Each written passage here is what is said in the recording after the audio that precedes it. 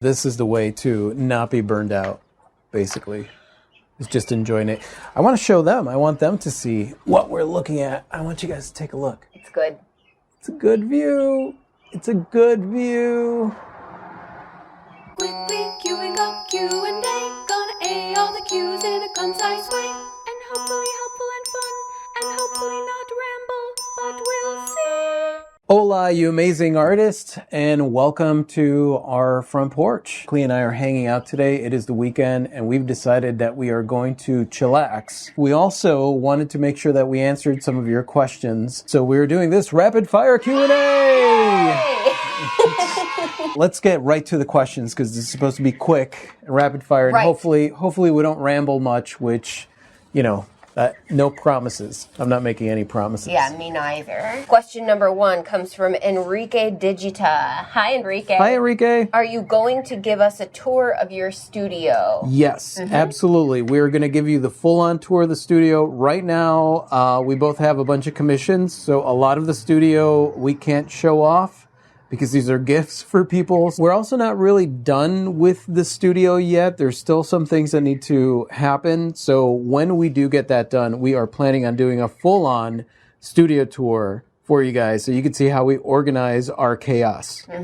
Par excellence. Question number 2. Photographic alchemy. Hello. Hi. When people make "you're not an artist" comments, I say, "Can I quote you when the tax man wants his cut?" They usually shut up then. Yes. Okay, so that's not really a question, but that was just really brilliant, and we wanted to share it. So whenever anybody's like, "Well, you're not a real artist," or you can't be an artist," that's a great way to just shut someone up. I firmly stand behind this response. Yes. My name is Rafi, and I approve this message. Question 3 comes from Zara. Hi, Zara. Hi, Sarah. Wait, there are YouTube video contests? Yes. This comes in response to, I think it was either a live stream or one of the videos that we did where we talked about promoting yourself on YouTube and doing like the YouTube contests and stuff.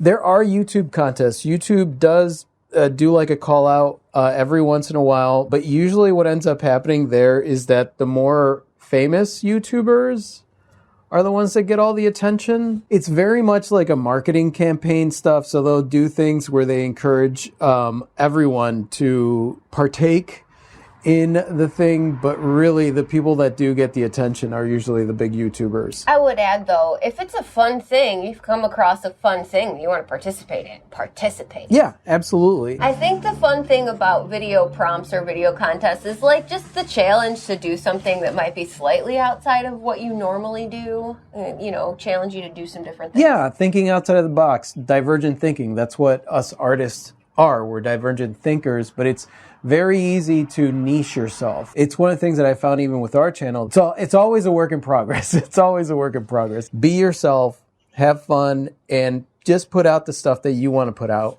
Even if it's two people sitting under a front porch talking to a camera while people walk by. We're making YouTube videos. We're making YouTube videos, Mom. So on the heels of that question, one of our Rogue fam had a question about when you should and shouldn't have more than one YouTube channel. Should you have one or should you split into 2 or more channels? Yeah, we are the worst people in the world to ask that question. Yeah. Because we have this channel, which is our awesome main channel, the one that we got started on. And then we have an adventure channel where we do kind of like makeshift documentary style stuff of our life and like our move most recently to this beautiful place. Then we have a music channel that we hardly ever post on, but we will. If you have something that very clearly defines the difference between those channels, for example, if you're an artist and you have an art channel and you are a musician, you have a music channel, and you have, it makes sense to maybe separate it.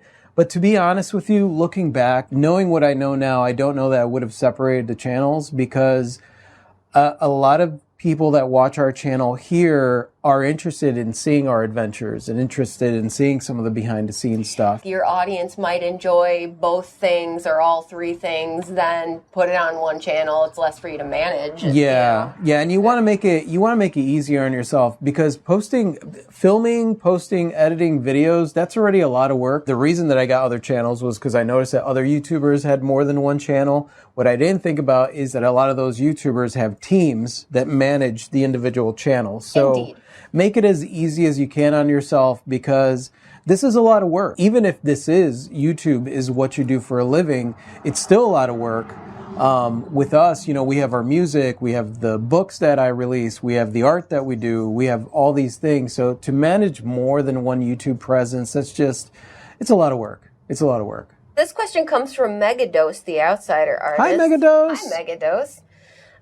Do you guys in real life argue? I think we've talked about this in a video. Yeah, we actually filmed a video about this. Obviously, the answer is no, we don't argue in the studio. Do we ever argue in real life? I don't know that we argue. We have disagreements on stuff. Yeah, I was going to say, we disagree about stuff, but, it usually ends up with, we talk about it. And then... Yeah. Do we have knockdown, drag out arguments? No. Not really. This is my best friend, and we don't agree on everything. And I think that that's one of the reasons that our videos are so good, because we usually have different perspectives, or at least a slight variation on the perspective. And that's I enjoy that. I enjoy that about our relationship. We both kind of met our drama threshold early on.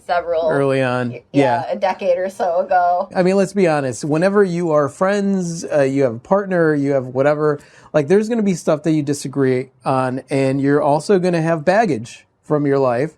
And so somebody might say something, and then next thing you know, in your head, it turns into something that it's not.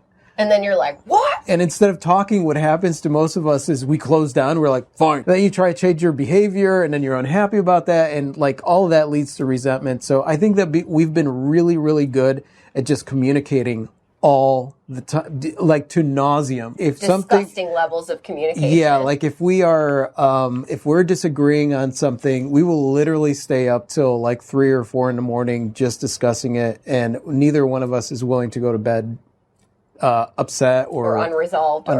I mean, she does steal my brushes, so there's that. And he does steal the blankets when we're sleeping sometimes. That is untrue. You stole the blankets last night. Next question is from Charles Taylor. Hey, Charles. Hi, Charles. I've always wondered what happens to my art once it goes out into the world. I've often wondered, what happens to my art.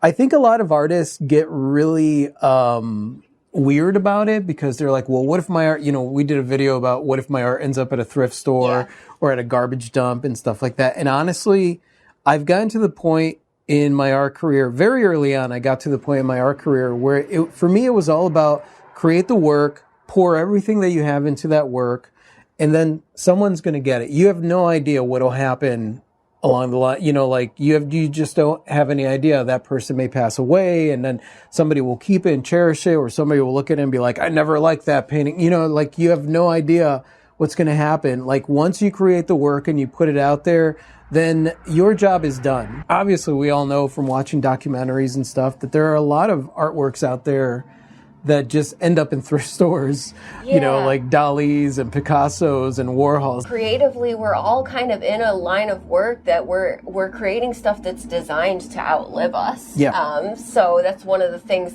to wrangle with. And I think for some that's a really comforting thing, and maybe for some it's less comforting. I'm not sure. I always like to meet the people that purchase my art, and I love hearing years later that a piece is beloved. Yeah. But outside of that, it takes on its own life. A lot of our collectors we keep in touch with, so that's something that you could do. But really, no matter how much you try and keep in touch, at this point, I've sold thousands of works of art, I don't keep in touch with every single person. People do reach out all the time and send me pictures of the work that I sold years ago, and it always feels good to see that. But am I able to keep track of every single work of art that I've done? No. It's like having a really good thought that makes you feel good, and then you put it out in the ether, and then it's out there doing good in the world. That's the way that I see it. My artwork, no matter where it ends up, it's out there doing good in the world. I like that. Yeah. Yeah, that's nice. Next question comes from Liz Estes. Hi, Liz. Hi, Liz. I was born with muscular dystrophy and I started walking when I was 7 years old simply because my parents and I said I would. So why can't I put my art out there? That is awesome. And honestly, those are the kind of questions that I think of whenever I get into a place where I'm like, I don't know if this is going to work out. I don't know if people are going to blah, blah, blah. It's like, just do it. If you believe in yourself, you don't need anybody else's validation or approval. As long as you believe in yourself, you're the one that's going to make your art career happen, not someone else. There are some artists that are waiting around for approval. They're waiting around for permission. They're waiting around. And I'm like, don't wait around for someone to tell you that it's possible. Make it possible yourself and rely on yourself to make it possible, because only you could make it happen. No one else. This is a totally awesome example of something I like to say, which is if you're going to surrender to your own badassery. Exactly. That is all. I love that. The next question comes from Miles Adams. What's up, Miles? Hey, Miles. What have you got to do to be famous on YouTube? Jazz hands. Definitely jazz hands. Well, yes. But he also says you also need a hilarious Klee. So we have a hilarious Klee, and she does produce jazz hands. Jazz hands.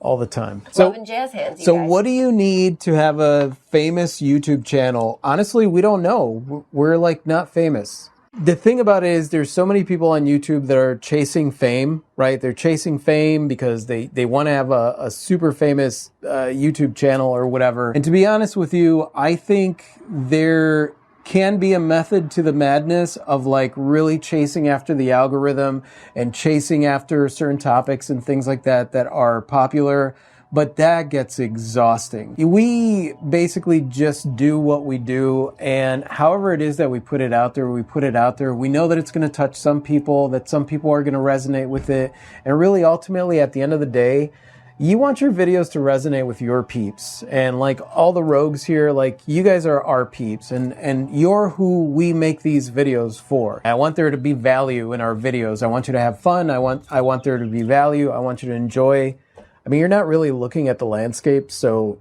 I guess we kind of failed in this video as far as like hanging out with us, looking at the landscape. There's some flora right there.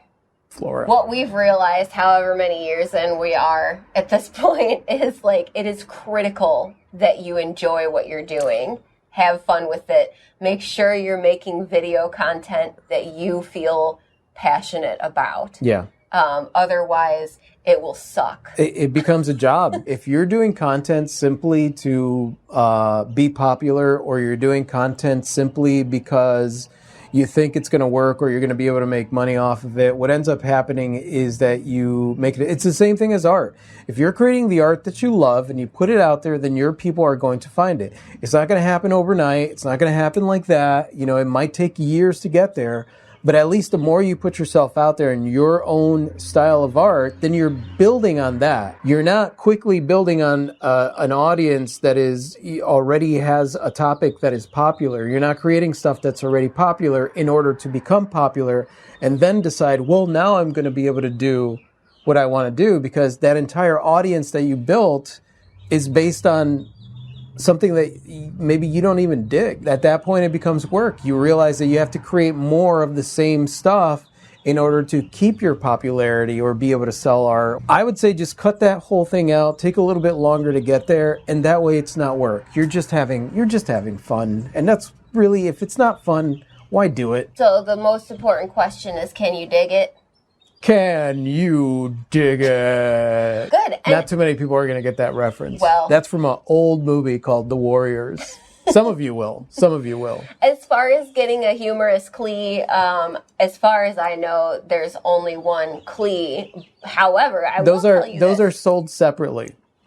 There are so many glorious, nerdy, awkward, funny, wonderful, creative humans out there. The more you connect with people, the more chances you'll have to find wonderful, creative, nerdy friends to collaborate with. Yeah. So, get out there, be you, and connect with humans. You guys are hilarious. Just from reading the comments, you guys are hilarious. Yeah. So just be yourself. I know that something weird happens when the camera comes on a lot of times. And, you know, it takes work to get to a place where you're much more comfortable with yourself. Even still, when the camera comes on, like, there are certain things, it's like, I don't know what happens, but it's just, you just chip away at it. The more you work at it, the more comfortable you get doing it, the easier it becomes. Was that our last question? Yes. That All was right. our last question. I don't think this was a very fast video. I think we totally rambled in this video, and it's probably a long one.